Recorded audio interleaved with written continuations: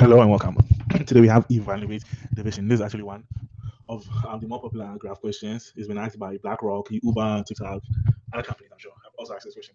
So the question reads that you are given an array of variable pairs, equations, and an array of real numbers values, where equations I, AI, BI, and values I represent the equation AI divided by BI is equals to values I, right?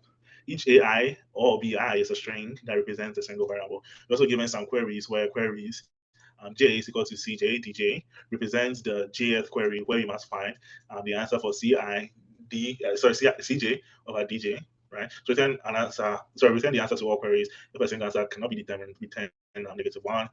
The input is always valid. You may assume that evaluating queries will not result in division by zero, and that there's no contradiction, The variables do not occur in the list of equations. Sorry, variables that do not occur in the list of equations are not defined. The answer should cannot be determined for them. So basically, we have a bunch of equations, right? Where, for example, A, B means A divided by B. So A divided by B values to 2. And then the queries would be like A divided by C, right? Like we've been given a bunch of equations. How do we get A divided by C? And the question assures us that for this graph question, you can think of this as a graph, that there's no zero division, right? So our denominator will never be zero. And also that the input is always valid, right? There's not going to be a cycle. For example, if you don't have to check for contradiction, that's what it's saying. So you see, there's not going to be a cycle where A and B means something somewhere, right? Maybe A over B evaluates to 2, and then A over B again evaluates to 4, something like that, where they are like cycles and stuff like that. So we do not have to worry about that. We should go to the drawing board basically, and I have here my snipping tool. So look at the equations we've been given. Right? We've been given A over B, right? And then we've been told that it's equal to 2. Right? So 2.0 basically is a double. And we also have what B over C, right? And that is equal to 3.0. Now to get A over C, right, one thing we can do with this equation is to multiply them, right? If you think about it, right, if you have A over B times what B over C, these should cancel out, right? And then we have what A over C. So this should be able to help us get A over C. So as long as the elements are, are in the graph, right, we should be able to find that, right? So we'll be able to find A over C by multiplying A times B, right? So initially what our graph will want to do is to not only store A over B, right? But we also want to store what B over A, right, the complement of it. And you see that will come in handy when we are solving for this one, for example, where we have B times A, right? How do we get this? It's so B over A, right, which is B over A here. We have this line, right? Now we can get this by doing what? By probably getting B over C, right?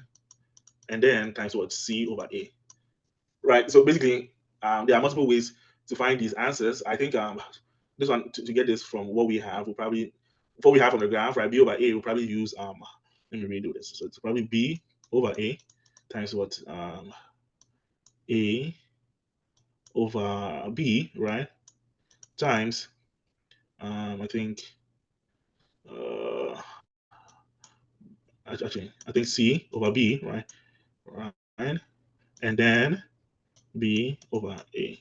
I'm just like I'm using my mind here. So basically, this C will cancel this one out. I want to get to B over A, right? No, I think this should be B over C, and then this C will cancel this one out. So these two cancel out. Oh, okay. B over A. How do we get B over A? But basically, we'll be just going through the graph. Like we'll be going through the graph and be doing these multiplications. And I might be wrong, but like basically, if you have A over B and what B over A, right, you can use that to compute what the other inverses, and then from there you can keep computing and computing as time goes on. I think like for example, A over A, right? You can get that from what doing A over B times what B over A. Right? Once they cancel out, you have A over A, which should be 1. I think it should be 1 in the end. A over E, same thing. B over A, probably the same thing. And let me go at it again. So have B over A. And initially in our graph, we'll have A over B, right? Let me have it here. A over B, we'll have B over A, right? The complement. We have B over C, and then we'll C over A. So we can probably do, to get B over A, actually B over A, we just need what? The inverse of A over B. So probably we already have that in our graph. So a graph, without further ado, we just like use these kind of relations, right? This relation and then its inverse, and then we plot them as members of the graph, right? So A over B is what's 2, so B over A should be the inverse of 2, right? Which is what 1 over 2.0, which is what I think 0.5 basically, right? Yeah, should be 0.5 basically. So yeah, I think that should help at least with the visualization. So then the doing solving the problem from then on should be easy. So the first thing we need to do is to build our graph, right? Build our graph, and I want our graph to take the form of a map. Now, I want the string should be connected to another string, and I think the way we can do that in Java is to have a mapping, a string mapping to another map of string and a double, right? Basically. So we have that as a map, and that's a new hash map basically. And then for we'll go through equations and use that to build our graph. Right? So we'll say for int k, okay, its equation with size k plus plus. The equation is what, to a string, to equation, this equations that gets k, right? We're getting a key in our equations, right? So in our equation we have a source node, right, which is u, which is what equation will get 0, right? Get 0, and we have equation will get 1, which is the second element essentially, right? So basically this is our numerator and our denominator, right? And then I want to store the inverse, like the original thing, and its inverse in a map. So first I want to ask myself that is if map contains key u, right? If it doesn't contain that key, then I want to say map.put, I want you to put u and then a new hash map, right? For a new hash map, do the same for v, which is for map contains key of the v, and then we also do the same. We put the v and put it for the hash map basically. Now, we're going to add as well. So say map.get u. So if you get u, which is the new hash map, I want to put what our v, right? And then want to put the values basically, right? So values k, right? And then do the same for the v, but except it's in the opposite, right? It's going to be the inverse. So my v dot put u, and then 1 over values k, right? So in the end, yeah, we're throwing doubles. Everything looks good right now. So as you're building your map, you want to do like there are 2 ways you could probably do it, right? Or even 3. I saw someone's solution using Union Find. I think that was kind of crazy. I think the easier thing is to go with the BFS solution, right? And I can also see someone also using DFS also.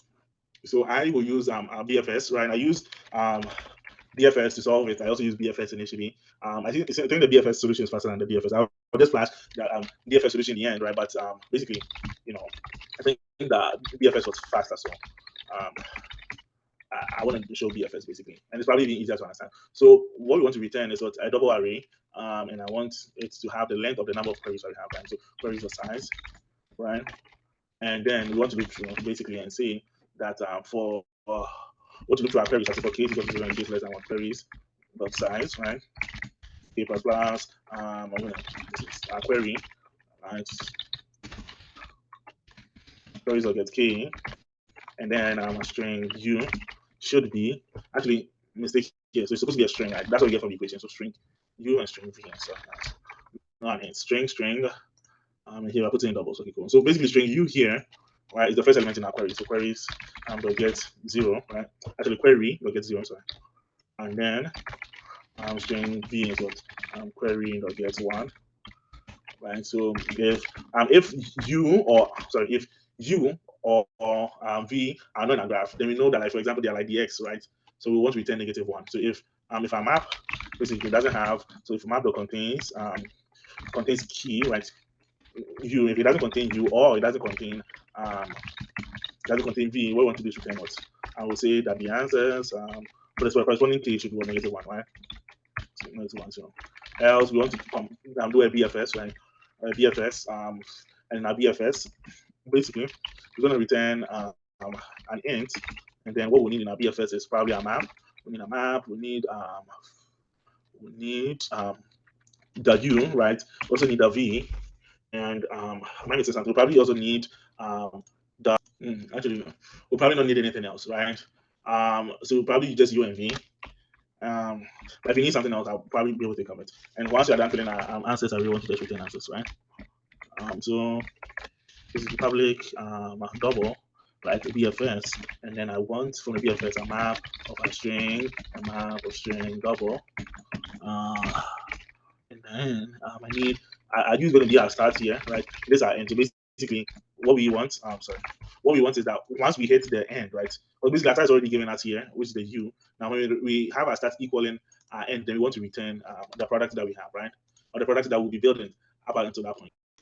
And I believe we can do that in the subsequent while loop, right? So basically, what we want to do is to use a queue, like queue of integers, or the nodes that we're going to process, right? So new list. And then I also want to keep a map of the nodes we visited, right? So the string and the double, so the corresponding value of it. So I'll call this basically values, right? So vals, which is a new hash map, right? So initially, what happens is that we are going to add the start element, right, as an element in our vals, and then we use that to keep track of the corresponding distance, right? So eventually, once our start becomes end, right? That's what we want to return, whereby the distance array, right? The string called end, right, corresponds to basically. So what we want to do is say vals dot put stars, right? Whereby starting with this, and then put one, right? 1.0. So we can easily do the multiplication from then on, right? Because one is neutral, so it should be easy to move on from there. I think the last thing is to add a start to a queue, right? So that we have something to start doing the BFS on. So right, add a start to a queue. Right? Basically, the nodes. So we're going to add the nodes that we are processing to the queue. So now while the queue is not empty, so without e. Now while the queue is not empty, right? What we want to do is to get our current node, right? Which is what queue the poll, right? I'm pulling the current node, and then we want to pull its corresponding products or value up until this point, right? So basically, it would be vals. I think vals dot get actually so it's so let me call it the product. Right, so the product is equal to what vals dot get current node, right? Now if our current node is equal to our ending node, then what we want to do is return our product, right? Because like if you get to the end, we want to return our product, and everything else will be good. If not, what we want to do then is to then go through the neighbors of our current node, right? So to we want the neighbors, right? So what we want to do is to basically pull out first the neighbors, right? Which is a map of our string and doubles, right? So I want to call this neighbors actually. Let's call so map dot get current node, right? So getting the current node, and I'll loop through the neighbors. So for neighbor in actually it's a string, sorry. So for string neighbor in neighbors dot key set, right? Basically, I'm going to go through for the keys because of the way the map is positioned. So that like we're going to go through with the neighbors, and then once we get whatever value the neighbor is corresponding to, we multiply it by that. So I'll say that double value, because I'm using vals already.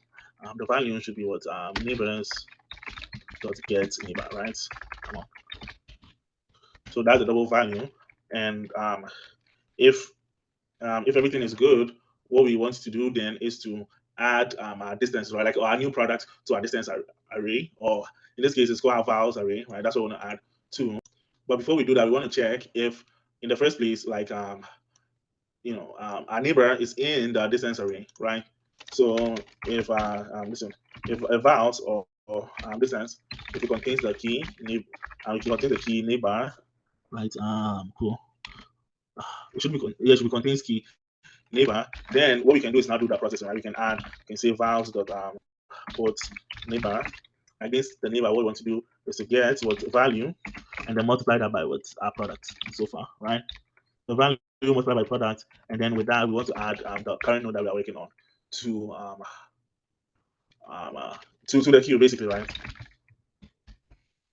Actually, here I meant vals doesn't contain it. Because if it already contains the neighbor, means you already processed that node, right? So if it doesn't contain the neighbor, right? If the vals array which keeping the products that we have so far, if it doesn't contain the neighbor, right, then we add that node. That means the new node that we're processing. So if none of these happen, right, the while loop terminates. We want to return. Oh, come on. We want to return -1, right? For some reason, but it shouldn't be a condition that will be reached, because eventually you want to reach current node being equal to the number. It's to the end, right? The end string actually. It shouldn't be end string. If so, then we're going to return -1. Okay, so a few mistakes, or probably even more. Who knows? Q to add. Oh, cool. So we want to add essentially strings, right? And then says, let me see. Let me rerun this again. Sorry. So okay, cool. We have sorry, current node is a string, and product is a double type. And we have double for product. So if current node is equal to, I think it's supposed to be current node dot equals and right. I hope I'm not tripping. So yeah, basically pass the first three test cases, right? And let me see. Right. So this is 97%, 94%, right? Very fast. I think the only solution that is faster than the BFS solution is the the unifying solution. Basically, what I want to do first is to build a graph, right? By building a graph, you keep in Java, you probably need like a string in a map, right, as a key, and then another map as its value of what its neighbors basically, right? Which is what let me go back. Control V. Cool. Right, so string, and then double BT value, and then you fill them with the inverses, and then you go through doing the answers. And I use BFS. So for when we have string U and V, right, and they are not in our map, what we want to do is set the answer to -1. If not, we run the BFS on it, and our BFS needed the map, right, our new built map, the starting string and the ending string. And I had made a few mistakes here, right, but we need a queue, and then I also used our values map, right, so it keeps the kind of that we've gone through, and then the double. You could probably even keep a variable of the product if you wanted. That's also one way to do it. But I use this one so that I don't have to employ also a different, probably like a visited asset to keep notes of like who is probably being used already. So if we process a node, right, definitely then we add it to the value. So val. So it means it's already been processed. And if it's already been processed, we don't process it again. Right? So basically we put it for neighbor, we have whatever value we have here, right? What we get from the neighbors, and then we multiply that by the product so far. So the product is here, right? That's that we add to the queue. The process continues until we hit what's the current, the equals, right? The equals and right should equal. But of the way strings are checked in Java. So yeah, that's that, guys. I hope you guys enjoy the video. And one more thing we have to do, I just take you through the solution with the DFS. So basically, this is the DFS method, right? The same thing here. I just built my graph in a different function separately for this. So I just did it all in like the same calc equation function. Okay, cool. So now with the DFS, right, you have a double DFS, same graph, starting node, ending node. You see, I kept the product here, and I had a visited array. So if the stats equal to our end, right, then we're going to return a product. Like we fit the termination, and then I'll add stats to our visited array, and then we go through the corresponding elements, right? So the map of the stats, right, wherever stats points to, right, which is probably going to point to is stat is like a numerator, right, the key, and going to point to a denominator and a double, right, wherever that value is. So that we keep that value here, and then we look through essentially all the keys. We get their values first, and this I just set it to neighbor, so it just looks easier for me. And then if it's previously been visited, right, if not previously visited, then we can do our DFS. And if we are not getting a negative one, right, it means we've been able to hit basically this clause, right, return prod. So just return the temp, right, return temp if the destination is found immediately. So that's what I do with the DFS. The DFS is a bit slower than the BFS, and you can see from here that like BFS solutions were the best. So I hope you guys enjoyed this one. Actually, someone has a very fast DFS. Cool. I think the fastest one was Union Find. So if you want me to explain this one, I probably could. Probably have to look at it for myself. So you can check the code down in the description. And I think the question now is, what's the runtime, right? This is an off-end operation, right? This for loop where we are building a map, and then we are going to loop for every query, right? So for each query, we are going to perform BFS, and BFS is essentially going to touch every single node. Right? So it's going to be n squared, where n is actually n is the number of nodes, right? And also it's basically, instead of n squared, let's have it n times q, where q is also the number of queries, right? So n times q, we're going to touch all the nodes in the worst case for our BFS, and we're going to do that for those n nodes, we're going to do that q times, right? Whatever the number of queries is. So you can check the description below. I hope you guys enjoyed this one. Have a good day or a good rest of your day. Thank you.